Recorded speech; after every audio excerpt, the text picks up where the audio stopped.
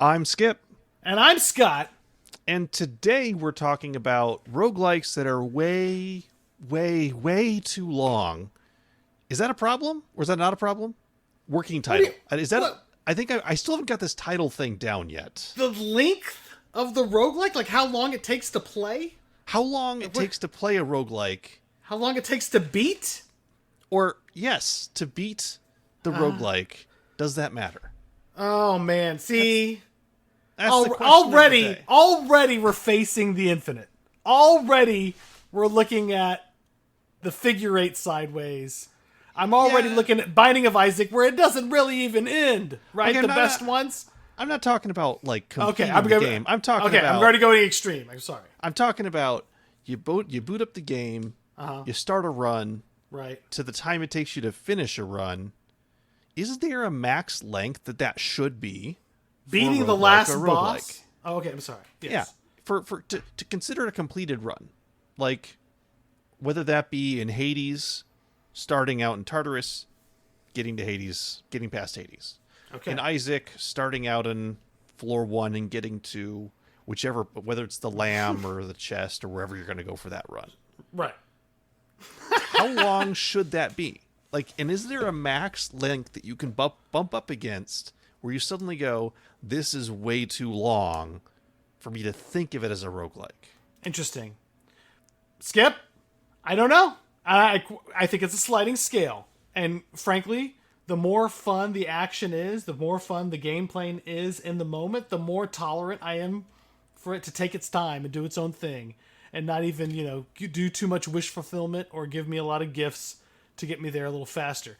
But the thing I am noticing with roguelikes are, lately, the ones that do take a particular long time to get moving, to get to that meta, I'm much less likely to be invested. So for you, it's less about the length of a run and how versus how long it takes for you to get into the run. Are you talking Yeah. full game meta? How long it takes for you For to me to understand the game? system. Yeah, Oh, me to yeah, understand okay. that I'm not wasting my time pouring my meta into something that is going to be like is this going to be another 45, 2.5 hour or 18-hour series of sessions? So so you're saying how long it takes for you to get to the point of understanding how long it's going to take for you to beat the game. Well, Skip, what you said is to me, hey, I know what let's do. Let's talk about early access roguelikes.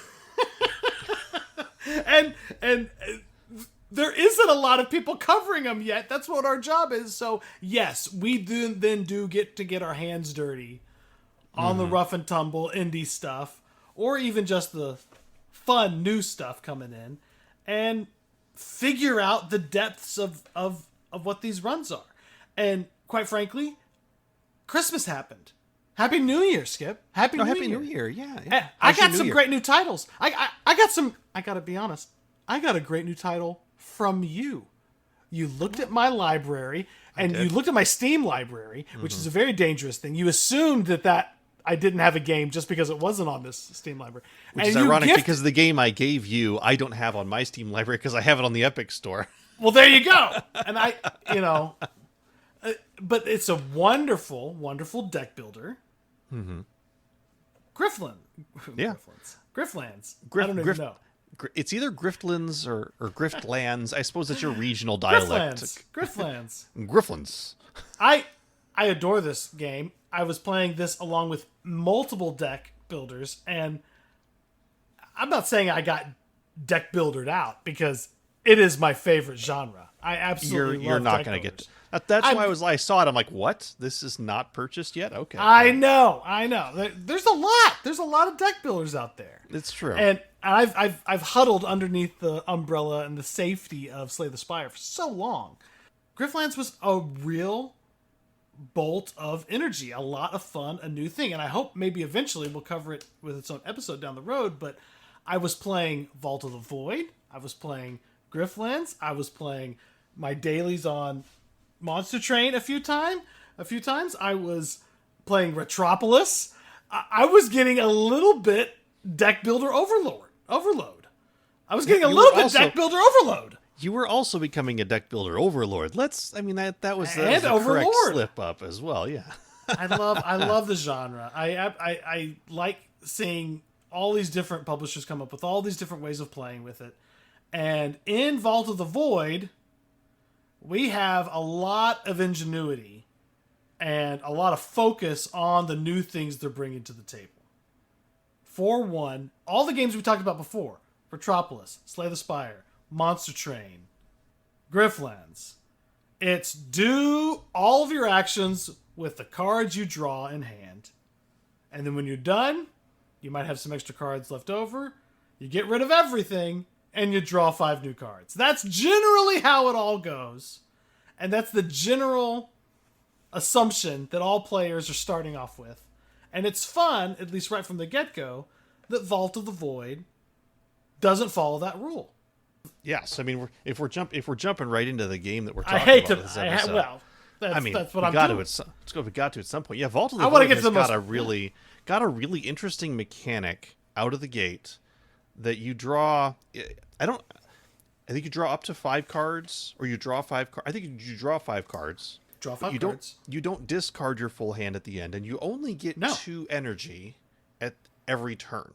But you can recycle a card. You can forcefully discard a card to get energy for that discard, which you can then use in that turn. And so it's a matter of, do I hold on to this card for later, or do I discard it to get energy? I don't want to hit a... There's also a max on your hand as well. So it is definitely a different take while still being familiar. Like, you get how Very much energy so. works. You get how having the right cards in your deck works. I noticed something different is that this really isn't a Slay the Spire deck builder, though.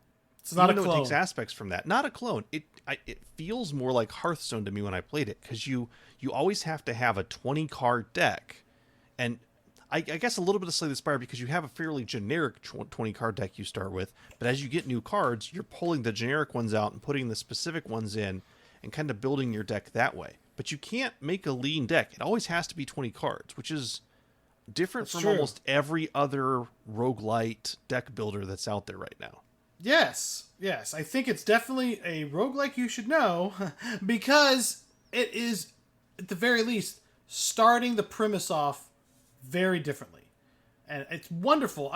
I like the safety and the comfort, the cozy comfort of what Slay the Spire has given me in my, hundreds of hours you of see gameplay. energy, you go, oh, thank you. I see energy. Yes. Yeah, There are some out there that have started to get rid of energy, and they go, and it doesn't feel right. It's like, I need energy. Hey, can I be honest? Something. Can I be honest? I've always been a little annoyed with Magic the Gathering and the Pokemon trading / battle game, where energy in and of itself was its own card. That's Yeah. one of the reasons why I kind of, right from the get-go, I was a, first generation Hearthstone player. And I saw the benefit of their energy system just being ingrained, and since it was a digital game that could operate on those parameters a little bit more certainly, and did that math and the algorithms for you. The whole logic behind Magic the Gathering energy logic is you don't really trust the humans to keep track of it, so you need to kind of have it be in card form. But Yeah. in Hearthstone, not only do you have an external system keeping up with the resource of energy, but you have all the other benefits of ad hoc cards that are generated on the fly and new mutants popping in that you don't necessarily need to have cards in your hand for. It's not a physical game, but the digital game is producing for you. And there would never ever be a physical Hearthstone game, right? Because the whole idea of it is breaking those boundaries. Slay the Spire, as wonderful it is, as great of a well-balanced experience as it is, it necessarily wasn't adding a lot more to the table. Maybe the capacity to have a whole bunch of 100 attacks that could measure out the spike damage, right? Really easily. But compared to Thunderstone, the actual physical card game that was an extension of the Dominion card game, Slay the Spire wasn't it told a good story, and it balanced out the mobs and the events, and it was a very lean, mean machine, and it is. And any major changes to it are going to be well felt by the community that plays it. And that's kind of one of the fun things about Monster Train, is it just adds to what you've experienced in Slay the Spire. But this is a departure from that. In fact, this is a departure from even the Dominion base that inspired Thunderstone, that inspired both Hearthstone and Slay the Spire. So, but in a game like Vault of the Void, where you are in control of what actions you're going to build up and what actions you're going to spend, and if you choose to conserve, that will essentially double the amount of actions you have next turn. You are forcefully in control of your turn, and you can mitigate a lot of RNG in a system where you're not wiping out your whole hand and drawing a fresh tabula rasa 5 cards. But it does make it a different experience at the same time.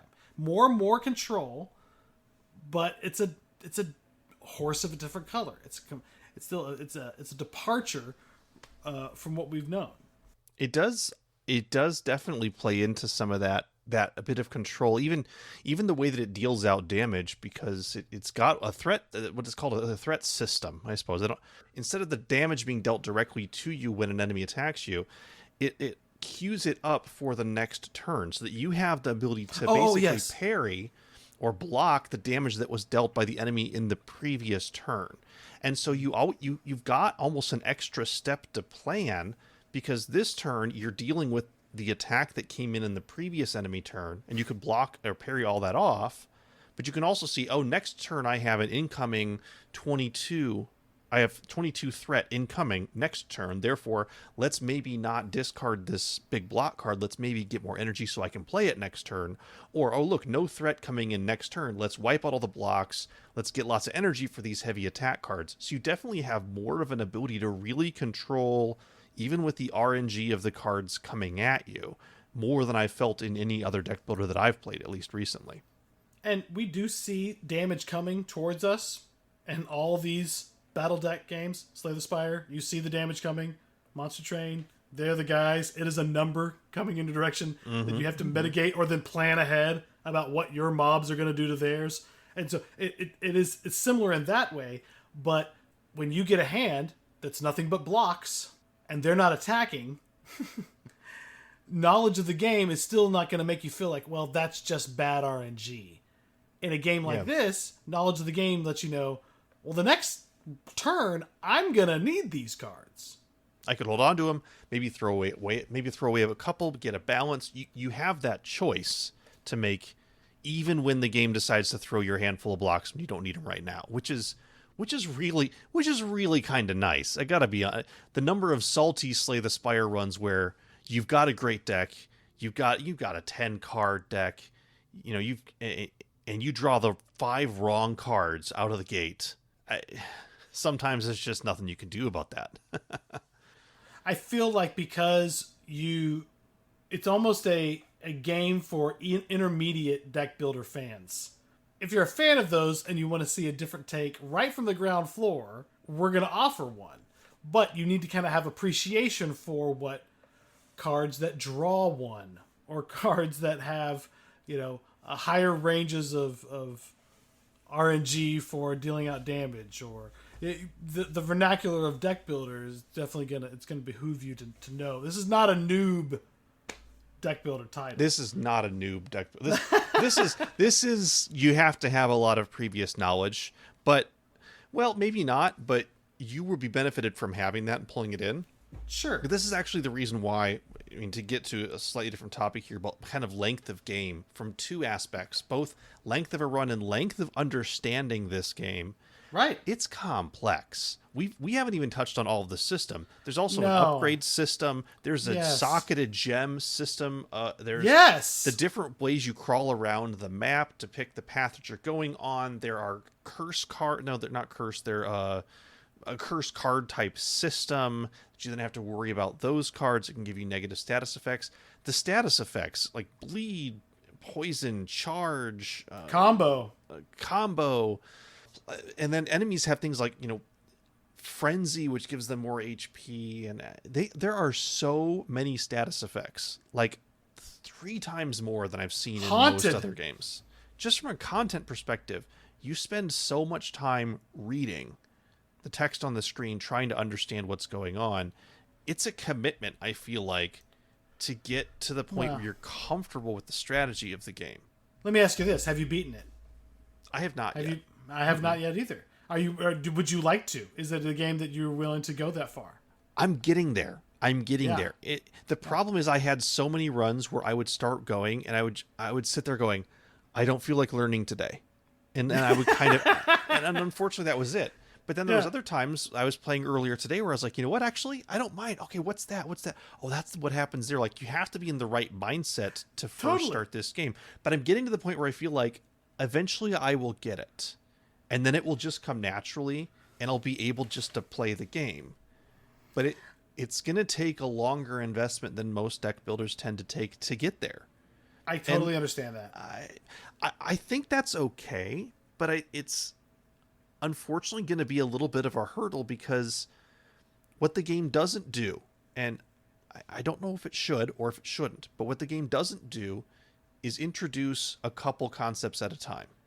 It introduces everything. It's like, it's like trying to learn the game Dominion. Learn all the rules at once. You're going to sit there going, I don't understand all the things I was told. And everyone's telling you how simple it's going to be once you understand the game. And you're sitting there going, but this is so complicated. It's that level of, it's complex board gaming level of learning up front. You know? I mean, it isn't packaged as anything else. You know, true. I feel like that's the one note. Like, once I've learned it and I like it, and now I'm just thinking, well, of course I would like a little bit better art. I'd like a little bit more animation. I'd like a little bit more story. But then I'm thinking, oh my gosh, that would just be more stuff to weigh down someone who's barely trying to hold on to what the threat and the battle bars are. And oh man, what I need to have a little bit of strategy for what I'm playing, what I'm not playing, what I'm purging to get energy, what I'm spending this turn versus next turn, versus not knowing who these mobs are and when they're going to attack and then when they're going to buff. And the thing that I had to get used to, not only am I in charge of when a card gets purged/discarded, but I'm in charge of when the energy/action metric, that action, the usability resource gets used and doesn't. Because there's full carryover. Imagine in Slay the Spire, all of your cards are retained, right? But you're only drawing up to 5. That's the other thing, right? You also start with the Ice Cream Relic, where you have carryover for all your actions. That kind of control that we feel like breaks Slay the Spire is the starting point for this game. And it does open up a completely different play style. And maybe that's part of the learning. But one thing I wouldn't want them to take away from this is to go, okay, I need to create a tutorial mode and kind of soften the game and only introduce a couple of elements. Because as I thought about it, I'm like, well, if you did that, what would you lose? Well, you would lose some of the ability to look at this game and see the potential. Because honestly, I look at this game and I go, okay, once I learn it, once I understand the systems, once I get when to apply bleed, when to look at combo, how to look at different openers, which enemies should I be attacking, do I worry about them adding more AP versus more straight damage, once I learn that, it's going to be amazing, because it's a ton of strategy and I love it. It's just a high wall to get there. And what I wouldn't want to have is I got to unlock that all over time, which is the mechanic a lot of other games go with. I feel like if you put some of the deeper strategy behind an unlock grind, you would never see the potential early game of where you're going to get to. And so it's this totally damned if you do, damned if you don't. But I'm actually really happy with the choice that was made, that everything is just all up front. But it does mean there's something that needs to happen to make it softer, I feel like, for the new player to the game. Because right now it's a lot of text. It's a lot of text.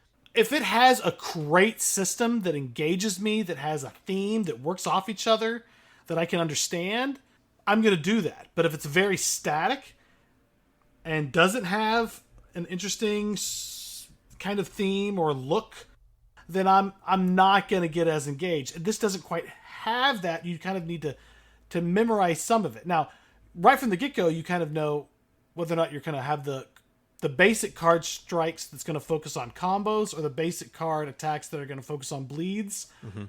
And then you go from there. And that's a nice, refreshing system. I can definitely see them create even more characters, not just the starter rogue set. And I think there are. There are 3 in the game right now, yeah. Mm-hmm. Mm-hmm. And each 3 has 2 different types of sets as well. Again, all with their own systems that you have to learn. There's a lot of content here already. Tons of content. I'm glad I've got it, and I'm glad I'm playing it right now, just messing around with the first 2 rogue variants. Mm-hmm. The bleed and the combo. And I'm excited to get to other archetypes. Any other kind of dungeon, because it is a dungeon diver. The map makes that clear. The map adds more to the table than and creates choices or illusions of choices more so than most maps, while still very much pushing you forward. It pushes you forward, but yeah, you actually can see, if I go to this boss here, what will my reward card be if I defeat it? You know, what path am I eliminating by going here? I actually really do enjoy that, because it feels less of a, do you go to the question mark this time? Oh, I don't have money for that event. Oh, great. Yeah. And I feel like the idea that once you get to know the game, and you do know that boss that you can see up ahead, I'm going to want to make sure I've got this card before I hit that boss. So that then is going to dictate my path. And do I then want to swing around to get the merchant risk, or do I want to get the surefire rogue bonus, or whatever? I mean, that then adds all this extra minutia that rewards you for knowledge of the game. Right. So a little detour, kind of go back to what we were opening with, though. Oh, sure. I think we definitely talked about at length around, like, the length it takes you to get up and go and get this game is longer, but it feels like that's okay. There may just need to be a little bit of work that will be done, and it is very early access. It was just released on November 20th. It dropped, so it still has a fair amount, I think, of development that's going to happen to it. This is clearly a fan of people who love card games. This is a game for people who love card games and are open to wacky games like people in my Twitch audience make fun of me for, like Cultist Simulator, right? Like we're already gonna embrace more of the genre than most. So this kind of pushes the limit of, you think you like, if you think you want something that's going to add something to the table, well, here it is. And it needs to be stripped of a lot of the glitter and fun and extra fluff that other titles offer, because it is just trying to get us to even understand what it's doing. I feel at first. I feel like if it is a success, it's an early access. It's a great example of an early access game. That the refinement for the UI, the refinement of it being just a little bit too wordy, of the art, of the icons, of all the superfluous stuff, the music, the effects, that can all that stuff. And you know me, I'm just the optimist here. Mm-hmm. That can really get tightened up and toned up. Oh yeah. But I think that as long as the thematic battles, where you're killing the minions and the bosses, feels like it should in a turn-based attack, and choosing who to kill, how, and in what order, as long as that feels like the types of mobs that are out there, the baddies, those monsters in the dungeon, and we clearing off rooms, and we're pursuing further and slashing right through, that I'm going to be excited about what comes, because it, like I told you, and I will continue to tell you, it's the system. And talk about a brand new, fun, refreshing system I get to play in. Yeah, definitely. Yeah, for sure. And there's a lot of time still left, and a lot of from where it's at, for how long it's been out. It's been in development for a couple of years. Been out in early access just a couple months. It's a ton of promise, and I think right now it might just be suffering from offering too much as well, because there is the core system, but there are so many little ancillary things that tack on to that. And a lot of successful games, you even mentioned Into the Breach, they had a lot of things early on in game development that they wanted to have that they realized, you know what, that's not really core to the system of the game, and they stripped it away so that they could further refine and make the system as simple as possible while offering a great game system and combat system for people to enjoy. So I think there's still some opportunity here to figure out the fact that, well, there's actually two different ways you can upgrade a card. Do we need two ways to upgrade a card? Maybe, maybe not. There are about 5 or 6 different types of special events. Do we need 5 or 6 different types of special events? Maybe, maybe not. The curse card system feels a little bit tacked on. There's 3 different types of currencies. Do we need 3 different types of currencies? Maybe we do, maybe we don't. That's stuff that I feel like can eventually get fleshed out as well, as especially now that it's in early access, the developer is able to figure out what are people enjoying, what are they not getting, what could be removed, what could be rolled into something else, and make the system a little bit more intuitive at the pickup. When I'm sitting down to play it, ideally, when I feel like I have a basic knowledge of the game, I kind of would like to have a beginning, middle, and experience successful run and being like, okay, man, that was a great, satisfying bite. And that's my gaming for the evening type thing. Or at least that's fully scratches the itch of playing that game.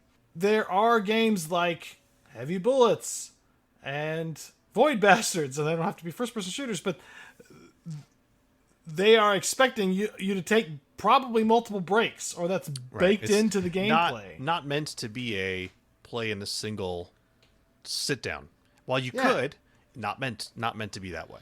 Sure, or maybe a run is a level of the dungeon, or a spaceship, or a battle that has more tactics than strategy, and then I experienced that, then I can go on to the next level of the dungeon, the next session. But how those are organized, and once you feel like you do understand the game, so knowledge of the game then is superior to actually beating it, feeling like you understand the system then is a better metric of, do I like this game? Because I can predict how much time it's going to take for me to play it, invest in it, do the things I do, the grind, for me to get to the point where I can finish chapter 3, beat the last bad guy, save the princess, do whatever, and then maybe enjoy any post game, right?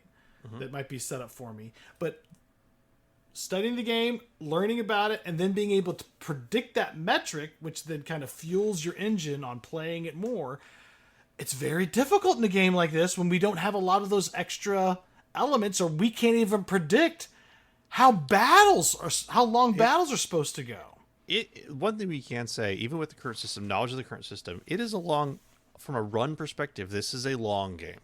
It's a long one. And it is. And that's kind of the question I was kind of leading with at the top of the episode, is how long is too long from that perspective? And is that just personal preference? It may just be personal preference, honestly, because for me, I want a run to be under an hour.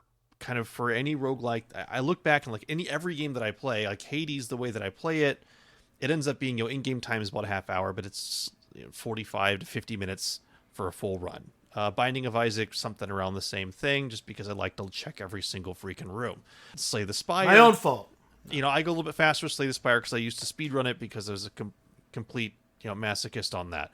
So it's but I like things to be in under an hour. I don't see the current way this game's set up getting through all of the bosses and all of the levels.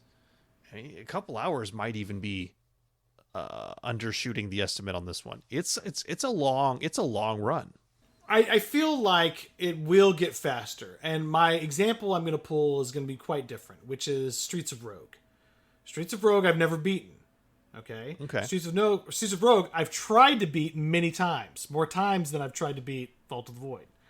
Streets of Rogue is definitely like knowledge, insider knowledge, insider jokes, knowing secrets, knowing shortcuts, unlocking weird things, exploits, and skipping levels and doing all sorts of weird things to knowing what to look get to for, the end, knowing how to take advantage of situations and completely what to avoid, and knowledge of the game.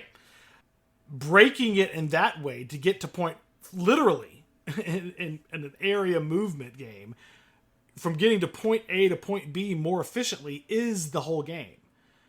Understanding what efficiency is, because I don't quite understand.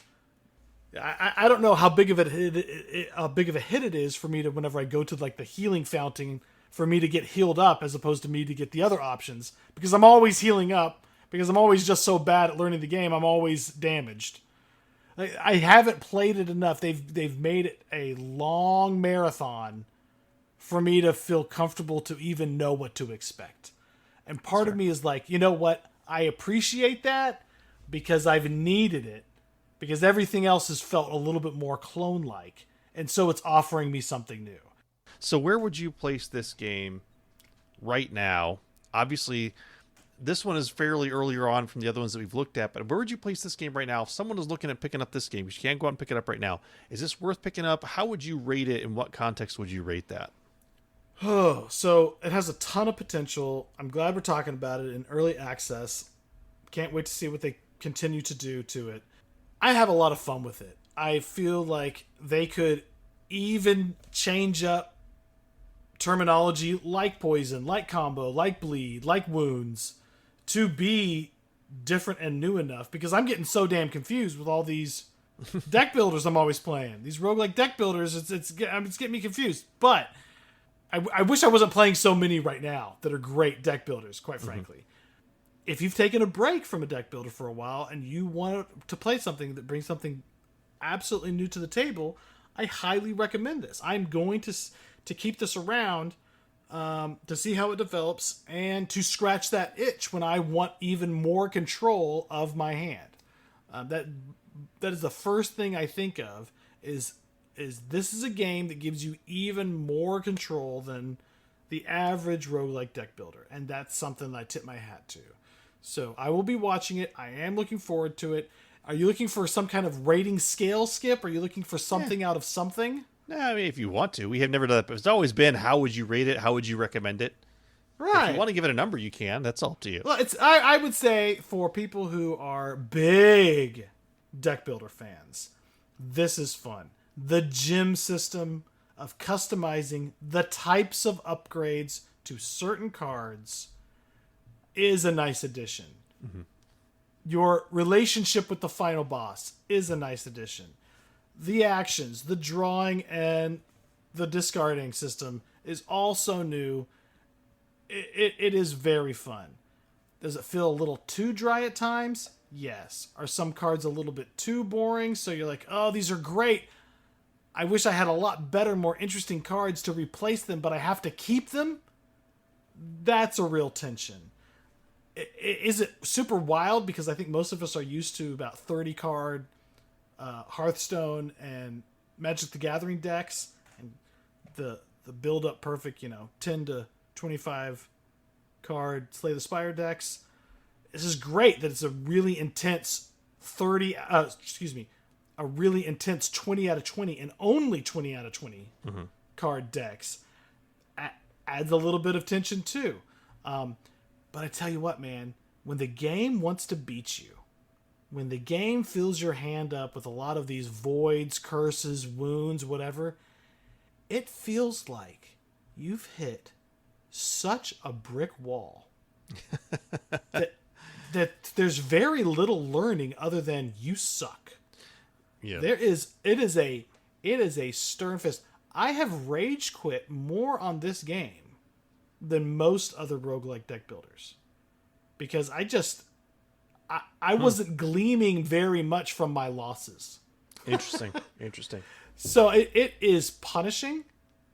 You need to know that, and because these are long runs, you're like, oh, all right, I guess I unlocked some more cooler cards that I'm gonna try to find next one, but it can be a little rough. It can be a bit of a slog. Yeah. Sometimes they are similar runs, which I could see might be a little samey later on, but right now I'm still enjoying the variety and types of characters and starter decks that I'm not bored yet. I could be in the future, but right now, it's a recommendation only for people who are looking for next level roguelike deck builder action. That's fair. That's fair. I come down very similar on my rating. I really like the game, but I think I come to it from someone who really enjoys deck builders and strategy games. It is definitely a game you have to spend time learning, and have to be a fan of the deck builder genre, so to speak. You're not. This is not going to be a gateway to, like, if you like roguelikes, this is a fun first one to pick up. That's definitely more of the Monster Train type. This is more for people who really are already invested in the genre in some way and want to check out something new, something unique. I think all the things that there are to offer, some of them could certainly be refined, and I'm sure that they will be. But it's a really good, solid base that I'm excited to see where it's going to go, how it's going to develop, how it's going to build. And frankly, if you are a deck builder fan, I'd say it's worth picking up and watching the game and playing it through early access. Be a part of the the player community. Find the developers very approachable and reach out and give feedback if you have it. So it's I'd say it's worth picking up. Again, if this is my genre of game, this is what I like to play. For that's sort of my asterisk to that, at least right now. Could change for how long this might be in development. It might end up being something that becomes more accessible throughout development, but as of right now, it's not in the accessible to those outside of the genre. Hey, how about this? I've easily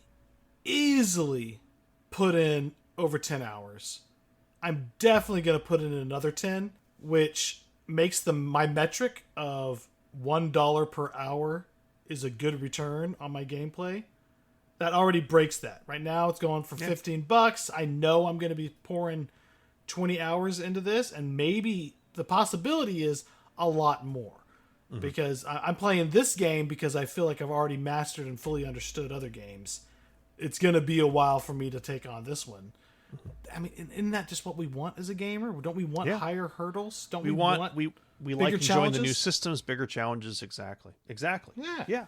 So we need to support these guys if we want them to make more things like this. Yeah, it's great. And by the way, we never even really mention the artwork. The artwork, even though it is static, I really like the artwork. It's a beautifully drawn and not animated, but the artwork in it is very, very good. I'm absolutely not bashing the actual illustration. Yeah, when I meant artwork, I think I just meant visualizations and maybe design and especially UI. There's some UI that needs to happen to help it be more readable, more understandable what's going on. Friendlier. More friendly, for sure. But graphically, it's definitely worth checking out. The pictures that you see when you're looking at the game on Steam, that's what you get in the game. It is very well done from that perspective.